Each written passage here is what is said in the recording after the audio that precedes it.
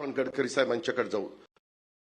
तुम्ही अनेक खासदारांशी माझा संबंध येतो. कुठल्याही राजकीय पक्षाचा खासदार असला तर तो हक्कानी गडकरी साहेबांच्याकडनं सेंट्रल रोड फंड असेल किंवा इतर वेगवेगळ्या प्रकारची कामं असतील तर त्याच्यामध्ये जातात, त्यांच्याकडे हक्काने बसतात, त्यांच्याकडं नाश्त्याची वेळ असेल तर नाश्ता करतात, जेवणाची वेळ असेल तर जेवण करतात.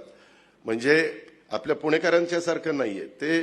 जे आपण कसं तू जेवणच आला असशील, सकाळ झाली म्हणजे तू नाश्ताच करून आला असेल.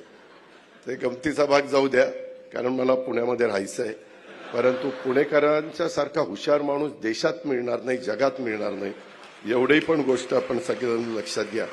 आणि मगाशी एक बघत होतो, निवेदिका पुण्यातल्याच आहेत का? नाही, काय झालं, दोन दादा म्हणाले. ते दोन दादा म्हणल्यानंतर चंद्रकांत दादांना अजून आमचे पुणेकर मुख्यमंत्री मध्ये कोल्हापूरचे समजतात, ते पुण्याचे वाटतच नाही. ही सगळे काय अडचण आहे, त्याच्यात जरा तुम्ही लक्ष घाला. देवेंद्रजी, तुम्ही सगळीकडे लक्ष घालता, इथंच लक्ष घालत नाही. माझ्या आधी ते पालकमंत्री होते. आता आपलं तुमच्या बरोबर यायचं ठरलं तेव्हाच तुम्ही कबूल केलं, तुझा पुण्याचा पालकमंत्री करणारे म्हणून मी आलो. आपल्या गडकरी साहेब, आपल्या कार्याला अधिक गती येवो, आपल्याला निरंतर ऊर्जा लाभो.